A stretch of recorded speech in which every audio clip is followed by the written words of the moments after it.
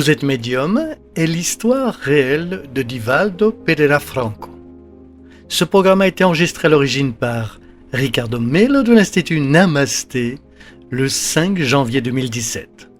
Les audios sont préparés par des volontaires de la Pilule de l'Évangile. Notre équipe de collaborateurs a toujours besoin d'aide. Soyez vous aussi volontaires de notre cause. Rejoignez notre page sur Facebook, Pilule de l'Évangile. Bonjour mes chers amis, bonjour, bonne journée encore une fois. J'espère que vous avez une belle journée pleine de lumière et de paix, et surtout de l'énergie pour prendre les décisions nécessaires. Beaucoup de gens reportent les décisions. Vous ne devez pas. Nous devons faire notre part pour aider Dieu et nous aider. Que le jour d'aujourd'hui soit béni comme toujours, que vous ayez l'énergie, la force et la sagesse pour faire les choses qui sont nécessaires, surtout celles que vous avez reportées. Vous ne pouvez pas et ne devez pas. Nous commençons une autre pilule aujourd'hui en parlant à propos d'un sujet très important de notre quotidien. La médiumnité. Vous êtes médium ? Je suis médium, nous sommes tous des médiums. C'est un sujet très profond et notre temps est très court ici. Je ne parle pas pour ceux qui ont déjà étudié ce sujet. Certaines personnes sont plus ouvertes à cette question et d'autres moins, mais c'est mon rôle de le partager avec vous. C'est à vous d'accepter ou non, de continuer à étudier ou non. Nous sommes des médiums ? Oui, nous sommes tous des médiums.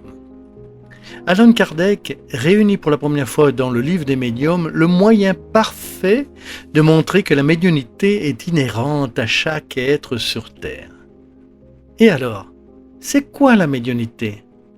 C'est la sensibilité de percevoir la présence du monde spirituel. Le médium est un instrument divin dont la sensibilité est perçue comme une antenne perçoit des ondes sonores, des ondes radio et TV, et finit par les décoder au quotidien. Que se passe-t-il ? Beaucoup de gens pensent que le médium est celui qui voit et entend, ressent un esprit d'une manière intense, claire et objective pour nos sens. Mais ce n'est pas vrai. Souvent, vous avez une intuition. Vous avez l'intuition de ce que vous devez dire au bon moment. Vous avez une inspiration pour écrire une belle lettre, pour créer une chanson, pour offrir des conseils aux autres et vous dites « Ces pensées me sont venues à l'esprit ». Non, vous êtes médium. Vous aviez une inspiration et à ce moment-là, vous étiez un médium. Parfois, vous aviez un sentiment de déjà-vu, la mémoire d'un rêve, une médiumnité de rêve, et où vous étiez également un médium. Nous sommes tous des médiums. Ce qui se passe, c'est que certains sont plus sensibles que d'autres. C'est ce que nous appelons l'ostensibilité, l'évidence. De la même manière, cela se produit dans d'autres domaines. Tout le monde a une mémoire, mais certains ont une meilleure mémoire que d'autres, plus ostentatoire. Qu'est-ce que je veux dire ? Il y a de nombreux troubles, problèmes physiques et émotionnels qui nous arrivent tous, dont la solution n'est pas seulement de chercher des médicaments. Souvent, ces troubles sont causés par la présence d'énergie dans un autre monde spirituel. Croyez-le ou non, mais cela arrive. Je n'ai pas besoin de croire en l'électricité pour qu'elle existe. Je n'ai pas à croire à la loi de la gravité, parce qu'elle continuera d'avoir un effet sur moi. Donc, que vous croyez ou non que les esprits existent, ils vous influencent de la même manière. Et ce contact, lorsqu'il n'est pas équilibré, nous nuit beaucoup. Il y a beaucoup de gens à l'hôpital, de nombreux patients à la maison, beaucoup de gens avec la vie bloquée. Non pas parce que les esprits nous nuisent, ce n'est pas ça. Nous créons des déséquilibres émotionnels en nous. Que ce soit dans les vies passées ou dans cette vie actuelle, pour notre façon de vivre, pour notre façon de penser et de ressentir. Nous ouvrons un vide psychologique en nous reliant aux énergies de certains êtres qui ne sont pas non plus en équilibre dans le monde spirituel. Et puis, nous pouvons avoir le phénomène appelé obsession, trouble spirituel, que la médecine ne capture pas dans les examens de résonance magnétique, de tomodensitométrie ou de tests sanguins. Il est inutile de prendre le médicament physique s'il ne guérit pas l'esprit. Mais si sérieux ce dont je parle, que nous avons une association appelée Association Médico-Spirit qui est internationale. Ce sont des professionnels diplômés dans le domaine de la santé, dans des spécialités diverses, multidisciplinaires et de diverses religions. Beaucoup d'entre eux ne sont pas spirites, qui ont compris que c'est la réalité, parce que de nombreuses maladies n'ont aucune explication. La médecine appelle souvent une rémission spontanée qui se produit sans explication biologique. Lorsque la personne est présumée morte, cette personne ne va pas guérir. Mais soudain, elle va beaucoup mieux. Bien sûr, si le problème a été causé par une obsession, vous faites un traitement spirituel où la personne peut se déconnecter de cet agent perturbateur et ce compagnon s'en va. La cause est souvent le cas et l'effet cesse. Tout dépendra du niveau de perturbation qui s'est produit dans le champ psychique et organique du patient. Mais le fait est, ouvrez-vous pour étudier la médiumnité. Ne refusez pas d'écouter ou d'étudier le sujet. C'est peut-être ce qui manque dans votre vie, dans votre quotidien. Lisez plus sur la médiumnité, faites la recherche, car c'est très important. Il y a peut-être des problèmes dans votre maison à cause de cela.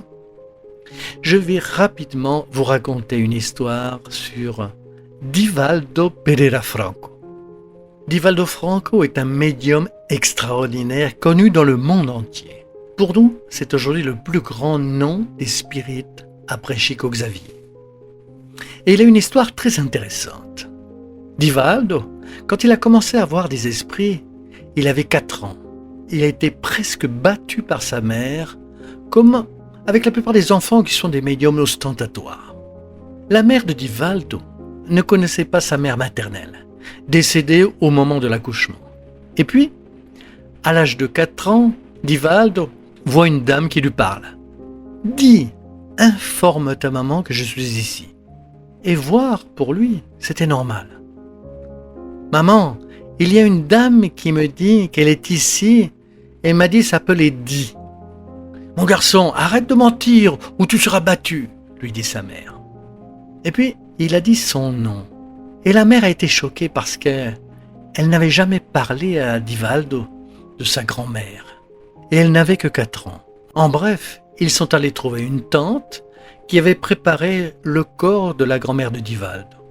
Elle lui-même raconte comment il voyait l'esprit et donne le détail d'une figurine que sa grand-mère portait lorsqu'elle a été enterrée.